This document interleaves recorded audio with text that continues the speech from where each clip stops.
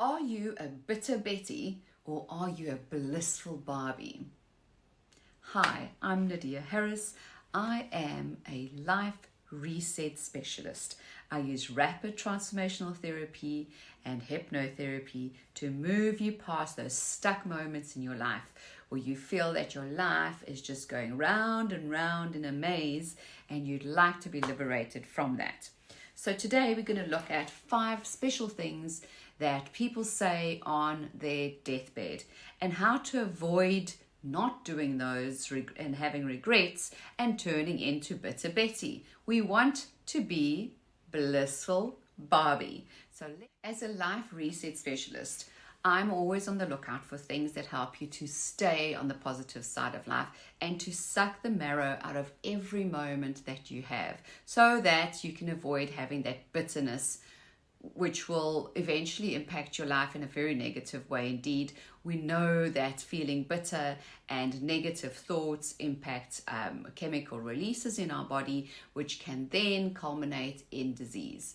So keeping a clean slate and a good score on how you love your life and how fulfilled you feel and how connected you feel to others is absolutely imperative to become blissful Barbie. The book is The Top 5 Regrets of the Dying by Bronnie Ware. She was a palliative nurse for 8 years of her life. And so she was around for those final moments where people come up with their regrets. And so these are the top 5. Let's get into it. The first one is, I wish I'd lived a life true to myself instead of others. You can relate to this if you are the partner that stays at home while the other partner perhaps goes out to work, and you are the backbone for the family, growing children, driving them around and doing all this stuff that's a little bit less glamorous. This is an amazing thing to do if it is your choice and you are loving it. You might also see yourself in this regret if you have sort of chosen the wrong career path. Maybe your parents wanted you to be a doctor or a lawyer or any of the jobs, and you kind of did that, or you just had a means to an end and you got a job that pays the rent.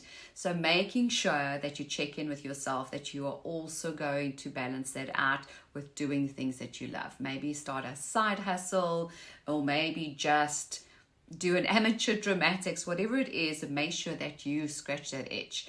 And the third way that you can relate to this is if you are constantly in service of other people because you are the single one or you are the youngest one and everybody has all of these other needs from their big lives, and you just give up your own needs in order to be in service to them.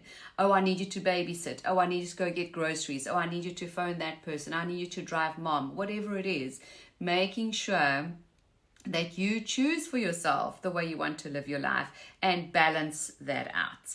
Right, let's move on to regret number 2 on your deathbed so we can avoid that bitter pill. I wish I didn't work so hard. Now, this one ties in with my hypnotherapy sessions too, because when we look back through our lives from our past, it's about an absent parent or not being seen or heard. So I guess for me, this one is more about all the things that you miss out on when you work so hard. The relationships, the connections, the love, the loss of a passion that you have. So this one for me is really about making sure that you stay very connected to the people you love and you make them feel love, and most of all, you allow them to spend time with you so that you are seen, you are loved, you are appreciated. Moving on to number 3, I wish I'd had the courage to express my feelings. This one is right up my alley. In my life reset hypnotherapy, this is what I do. We go into your life, we take a look at where you are right now, what's keeping you stuck, why aren't you moving forward in the way that you wish that your life could be. Then we travel to all the past stories that are really just anchoring you in this present moment.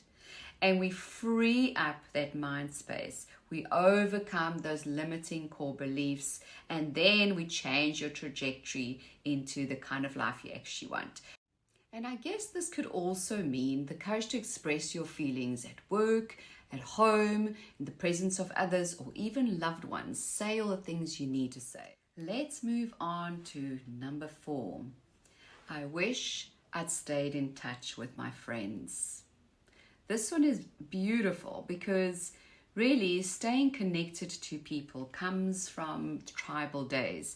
If you weren't connected to your tribe and you were ousted out of the group, it would most often mean that you would be eaten by some wild animal, or you would starve because the men did this and the women did that, and you didn't belong to that group. So that feeling of feeling disconnected still is within us. So it's very important that we stay connected.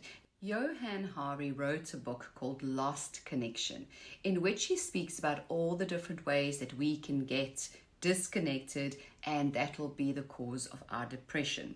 So staying connected, especially to friends, is almost like a protective barrier in order to keep you happy and away from being depressed. I recently worked with a client who is 90 years old, Helen, and one of the things that I noticed about her is that she still is very much connected to friends. She plays bridge, and she's connected to her husband, who she dearly calls her beloved. They have been married for 65 years. And now for the last of the 5 regrets of the dying. I wish I'd allowed myself to be happier. Now, I don't know what that means for you, but in my practice, I see this every day. People are too scared to act too happy in case of this impending doom. They're waiting for the other shoe to fall. You know, life is too good to be true. So you're kind of living in this space where you're not really enjoying the present moment because you're so worried of what's to come.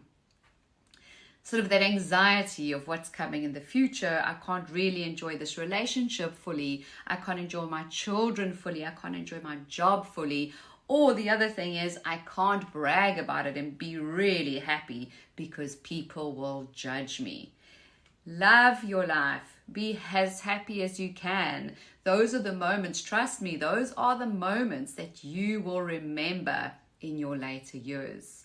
The little moments from your childhood are the nice things that we go back to when we do happy regression scenes, are the little simple things that you allowed yourself to be happy. When you sang and danced for your grandparents, you played hopscotch under a big mulberry tree, when you did a speech that made you so nervous and excited at the same time, when you ate this beautiful food in an exotic location. Be happier. So really allow yourself to be happier. You cannot get those moments back.